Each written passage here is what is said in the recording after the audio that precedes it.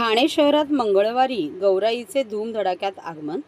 शनिवारी 7 सप्टेंबर रोजी गणेश भक्तांनी ढोल ताशाच्या गजरात गणरायांचं आगमन करत गणरायाची प्राणप्रतिष्ठापना घरोघरी केली। त्यानंतर सुवासिनी महिलांना वेध लागतात ते गौराईचं। मंगळवारी ठाणे जिल्ह्यात सुमारे 15,555 गौरींचे धूमधडाक्यात आगमन झाले, तर माहेरवाशिणीचे लाड पुरवण्यासाठी महिलांची लगबग सुरू झाली आहे। ठाणे शहरातील काँग्रेस कमिटीच्या महिला अध्यक्ष स्मिता वैती यांच्या घरात गेल्या 125 वर्षापासून गणपती बसतात, तर तेवढीच वर्ष गौरीसुद्धा येतात। वैती यांच्या घरी गौरीची प्राणप्रतिष्ठा झाल्यानंतर तिच्या साज शृंगारात सगळे घर मग्न होतात।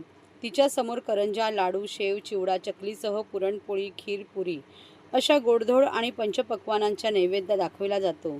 यावेळी स्मिता वैती यांनी त्यांच्या परिवाराला आणि सगळ्या नागरिकांसाठी गौरीकडे सुखसमृद्धी आणि आरोग्याची मागणी केली आहे। आमच्या गौरीला आणि गणपतीला जवळजवळ 125 वर्ष आमच्या गणपतीला आणि गौरीला झालेली आहेत आणि आमचे गौरी गणपती, आमची गौर म्हणजे नवसाला पावणारी गौर आहे।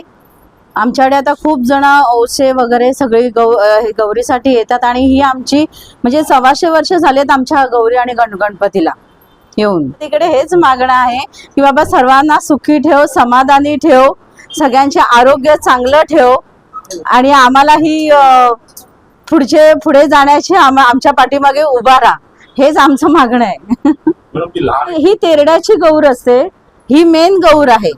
ही तेरड्याची गौरीचा मान हा मेन असतो, म्हणजे तिला पण पूजायची असते आणि ही आम्ही लाकडाची बनवून घेतलेली आहे। ही गौर ही आमची लाकडाची गौर आहे, पूर्णपणे बनवलेली। ही आम्ही वसईवरून बनवून घेतलेली आहे। हिला पण आम्हाला जवळजवळ 10-15 वर्ष झाली ही बनवून, म्हणजे ह्याच्या अगोदर दुसरी होती फायबरची आणि आता आम्ही लाकडाची बनवून घेतलेली आहे। आणि ही तेरड्याच्या गौरीचा मान पहिला मान असतो तिचा। हा, विसर्जनाला फक्त तेरड्याची आम्ही घेऊन जातो तिथे।